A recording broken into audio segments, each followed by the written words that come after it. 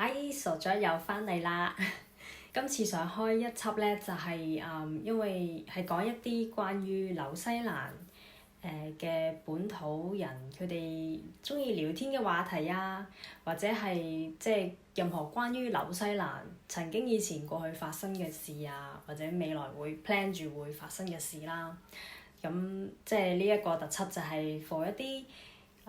港人或者係亞洲人啦，嚟到紐西蘭生活咧嘅有興趣想知道嘅嘢啦。咁就其實係因為點解要開呢樣嘢呢一個特輯咧？特輯咁係因為咧，即係傻咗啱啱啦，就入到一間第一次啦，入到一間係全部都係本地紐西蘭人嘅公司返工啦。咁就覺得喺佢哋身上嘅聊天嘅時候啦，聽到一啲話題都覺得原來本地嘅人係咁諗嘢嘅咁樣，即係對於我呢啲外來嘅嚟到嘅人士啦，即係會覺得都幾有興趣去了解呢樣嘢啦。咁我就想去記錄低，即係每個禮拜有一個小總結，就係呢個禮拜我又聽到啲乜嘢咧，又學到啲乜嘢咧，或者發現到啲乜嘢咧，從佢哋嘅身上或者聊天嘅時候得到嘅資訊，咁就作為一個記錄俾自己啦，亦都係分享俾大家聽啦。如果你哋有興趣嘅話，咁就即係入翻正題啦。呢個禮拜咧就都學到幾樣嘢嘅。咁就係首先我就有一次食飯嘅時間就傾偈啦。咁我就提及到近排有朋友想聚會喎，咁有冇咩餐廳你哋可以介紹下咁樣啦？咁我就其中一個真係一個 Kiwi man 啦嘅一個同事啦，咁佢就建議好幾間，有泰國啦、越南啦，我都好 surprise 佢會中意食呢啲嘢。咁佢就又有幾個同事就話，即係唔好去一啲叫做俗稱係 pub 嘅餐廳啊。咁我就問點解pub 嗰啲餐廳你哋唔建議啊？咁佢哋就話因為 pub 嗰啲就係多數係食啲 burger 啊，食啲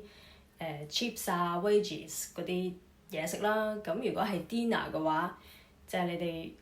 佢可能會覺得我想要一個 proper 嘅 dinner 㗎嘛，唔會想去晚餐去食一啲好似 lunch 嘅一啲 meal 咁樣啦。但係俾嗰個價錢係一個晚餐嘅價錢，即係會可能貴啲咁樣。咁所以咁我就知道呢幾間咧，即係雖然佢哋個名唔係 pub 啦，但係喺 Kiwi 嘅眼中咧，佢哋覺得係 pub 嘅。咁就唔建議係晚餐去食咯，可能晏晝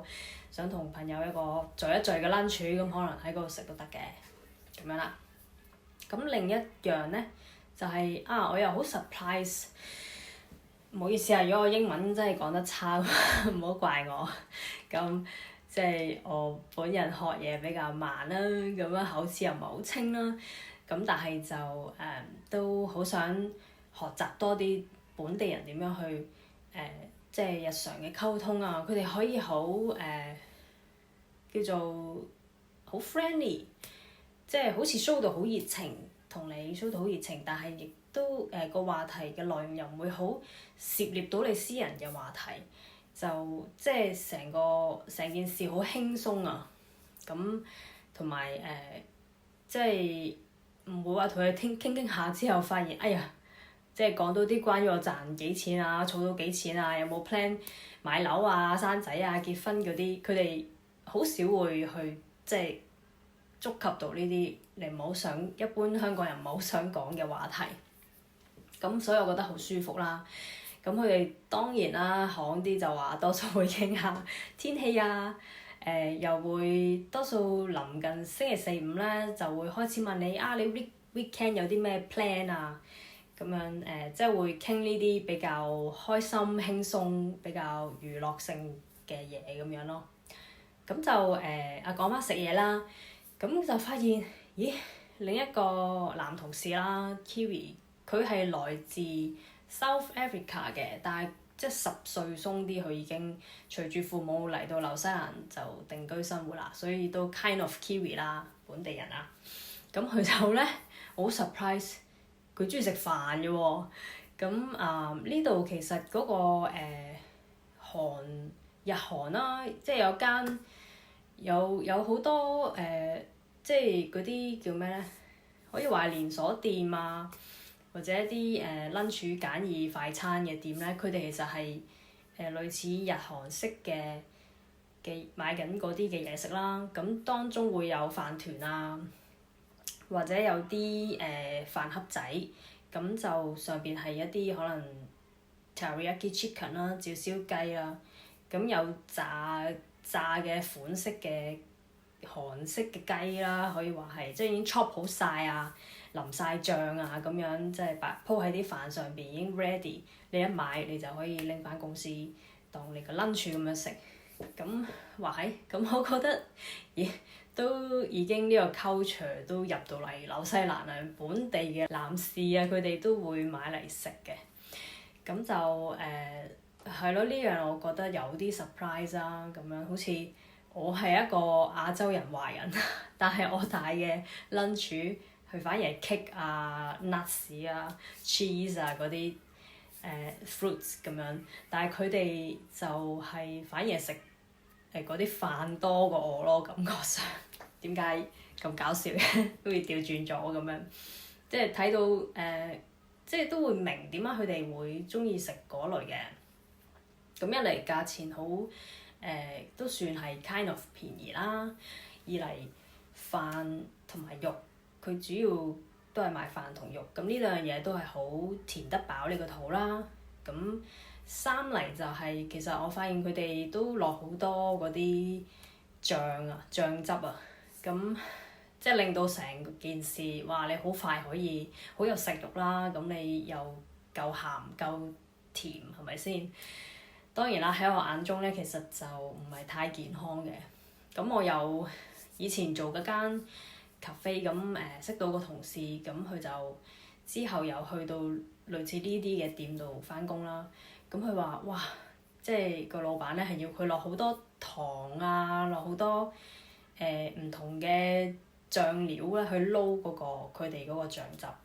咁就佢見到咁多糖，其實佢都覺得好即係驚訝咯。咁但係冇計啦，咁老細要你落幾多落幾多啦。咁而即係背後即係顯示翻佢哋即係追求叫鎖住啲客人再翻嚟嗰個手段，其中之一好重要嘅就係透過嗰啲好濃味嘅醬汁咯。咁而嗰啲係最 evil 嘅地方啦。咁所以我個人自己就唔好少去幫襯嘅。我而家就傾向係自己帶飯盒㗎啦。咁就即係咪帶啲番茄仔啊、nuts 啊，自己屋企整啲，其實用麵包機整啦，整啲蛋糕仔啊，就已經其實填得飽肚咁，同埋即係少啲醬汁咯。咁因為你自己整嘅蛋糕亦都可以控制有幾多糖咁樣，咁就冇咁即係感覺上啦，感覺上健康啲啦，都係追求自己能夠做到嘅就盡量做好佢咯。咁當然啦，我就唔會話，我唔會同我啲同事講，喂，呢啲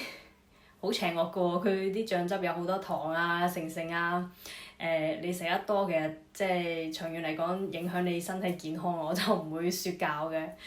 而啱啱入到間公司，同埋同對方亦都唔係咩深交啦。咁講真，你係咁説教嘅話，其實人哋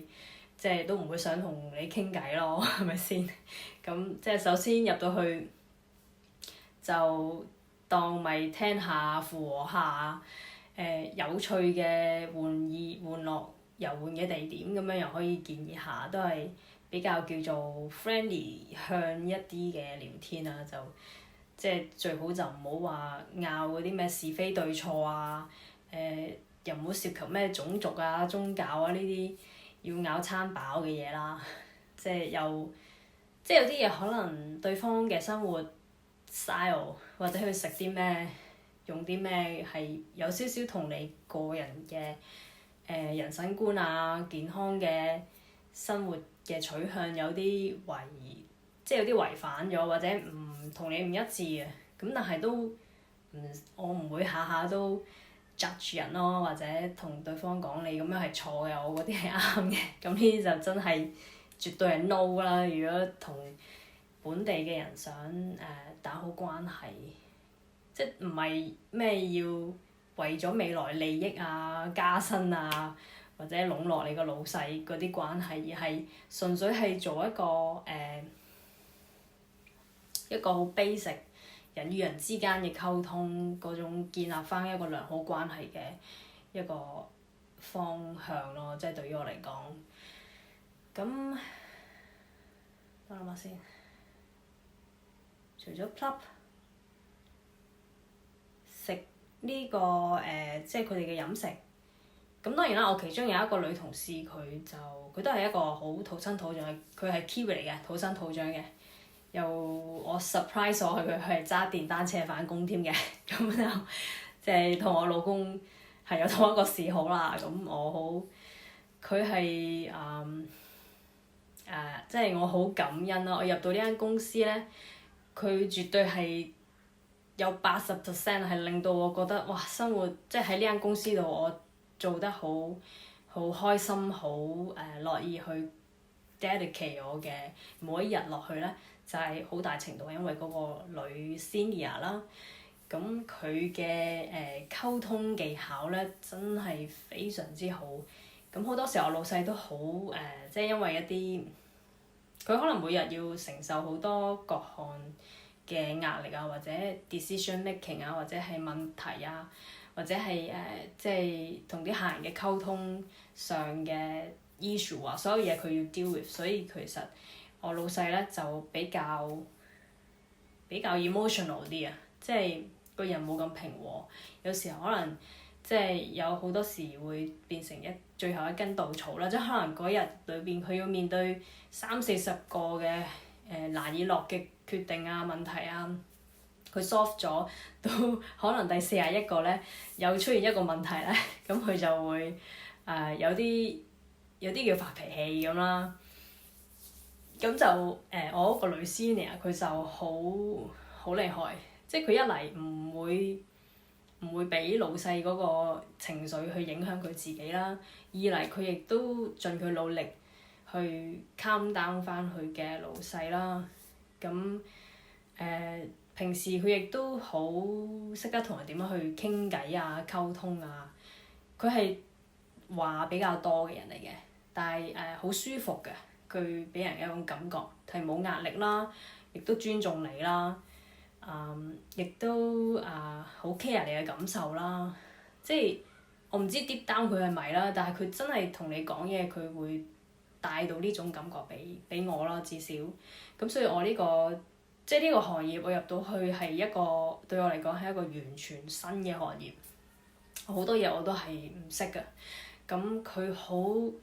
俾呢個耐性去解釋啦，亦都唔介意重複去講啦。我成日去問佢問題，佢亦都唔會覺得好煩啦。即係佢都好每次都好有誠意去回答翻啦。咁我真係覺得好感恩啦。就即係呢個係講真，我喺紐西蘭，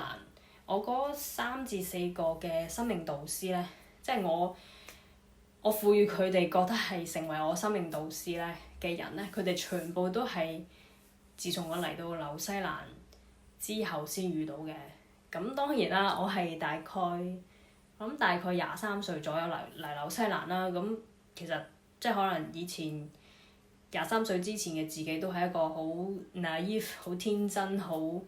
無知、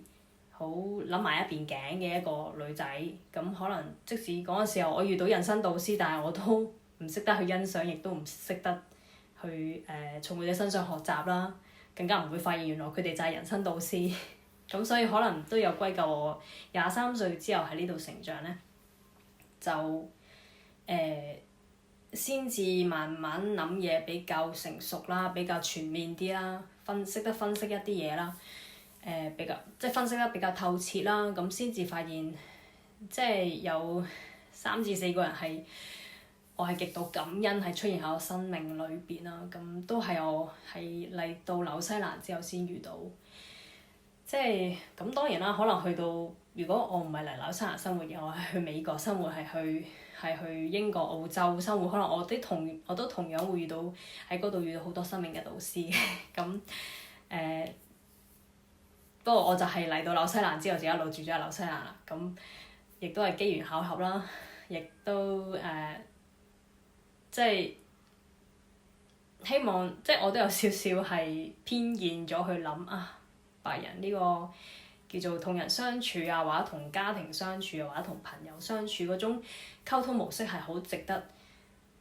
我哋華人去學習咯。就咁係咯，即係講翻呢個女同事，真係極度感恩佢係存在喺我呢間公司。其實我而家翻緊呢間公司好少人嘅啫，計埋我同 boss 5個人嘅啫。即係一個非常非常 family 嘅一間公司，即係好似 family base 嘅一間公司。大家嗰個溝通咧，佢哋都係好緊密嘅。咁而嗰個女同事咧，佢簡直係即係喺我感覺佢充當咗係呢個 family 嘅中心。咁我好有幸我嘅 senior 就係佢，咁所以就學到好多嘢。所以我先至會其中一個原因就係開一輯咁樣嘅短短地嘅 YouTube 去分享每個禮拜所學到嘅新嘅知識啊，或者留意到佢哋對話裏邊嘅內容有啲咩係我好想自己都記錄或者同大家分享嘅。咁而最後咧就就係佢哋有提及到呢度紐西蘭咧，其實佢哋即係起屋嘅問題啦。好似係大概1988年至到2004年間咧，咁就有個叫做 Leaking Home Crisis， 咁就係嗰陣時候嗰個 building 個 standard 嘅指標咧，即係個指標就係跟住嚟起啦，啲人係跟晒佢嚟起嘅，但係其實嗰個指標佢本身出咗問題，佢會總言之好 technical 嘅嘢咧。我都冇資格喺度分享，因為我自己都未好詳盡去 study。但係即係其中一個我只能夠講嘅就係佢哋嗰間屋最出邊嗰一層嘅板咧係一嚟唔係防水啦，咁可能即係本地有啲係再 trace back 好再舊啲屋咧，佢哋出邊係可能有啲係用個磚去砌成嘅。咁但係去到嗰個1988年至到2004年間咧，佢哋其中一個 building 嘅 standard 咧就係用一啲 dry wall 嗰啲1cm 厚度嘅白色嘅一塊板啦。咁佢哋本身咧就唔 waterproof 嘅，唔防水嘅。咁佢哋喺個板後邊，即係向住屋裏邊咧，佢又冇加啲防水嘅物料喎。咁所以咧，即係當出邊嗰塊板又唔係硬淨嘅喎，即係佢可以 crack 嘅喎，可以有裂痕嘅喎，好似一塊仲一塊好似俾嗰啲跆拳道俾人一腳踢就會 crack 咁樣裂開咗嘅嗰種爛啦。咁即係隨住日曬雨淋啊，佢自然都可以有 crack 啊咁樣出現。咁中間如果嗰個有冇簷篷啦，間屋即係直落嘅，屋頂之後就直落，即係屋頂之後如果直落佢又冇簷篷去擋住落嚟嗰啲雨水咧，或者個 gutter 咧，即係嗰個即係圍住個屋頂四邊有一條好似坑渠咁嘅嘢，佢又係承托住啲由屋頂瀡落去嘅水，就落咗去個坑渠，就唔會落咗去嗰個窗同埋屋嘅牆嗰度啦。咁嗰個位咧，佢又冇簷篷，咁啊有時候當你個 gutter 即係個坑渠積滿咗啲樹葉，咁啲雨水去唔得快啦，去唔走到啦，咁佢就即係湧翻去個屋企嘅外牆嗰度咯喎。咁諗下嗰個外牆就係一個唔防水嘅物料，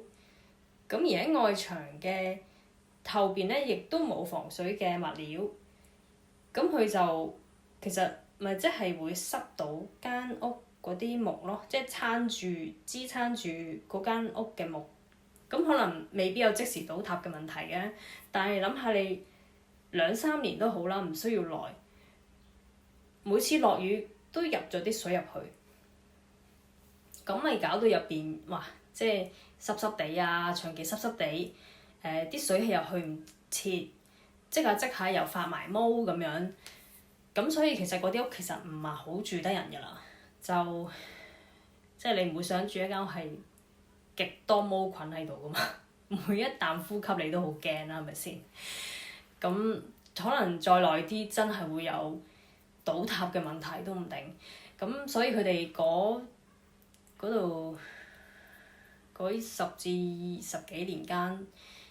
嘅屋咧就真係好唔掂，就好多都之後都唔住得人，咁所以佢哋俗稱嗰一段時間嘅屋咧，嗰個問題咧叫 leaking home crisis， 咁所以就即係佢哋有談及到呢樣嘢啦。咁呢啲嘢可能大家都會想去了解嘅，即係尤其大家新移民到嚟呢度要物色啲屋，又想即係買啲平平地二手嘅，就要小心留意啦。即係就算係俾錢俾人去查嗰間屋，自己都可能有啲 basic 嘅 knowledge 嘅知識啊，咁先至可以即係知己知彼，百戰百勝啊！唔好中嗰伏啦。因為講真，即係雖然俾錢人去查啫，咁但係可唔可以完全去100% 信佢哋咧？即係人哋都係收咗錢，同你查咗一次，講完個大概就走㗎啦嘛，唔一定係。即係係咪個個都咁盡責，真係唔知㗎喎，係咪先？咁所以可能即係都分享下少少呢個知識俾大家啦。咁大家有興趣嘅人，需要擴張嘅人，咁就自己再做下啲資料搜查，或者問下啲相關嘅人士咯。咁今個禮拜就係咯，大概分享到咁多。下個禮拜如果仲有一啲阿傻仔好想分享嘅嘢咧，咁都會喺度同大家繼續分享嘅。咁有緣再見，下個禮拜或者再之後啦。好，拜拜。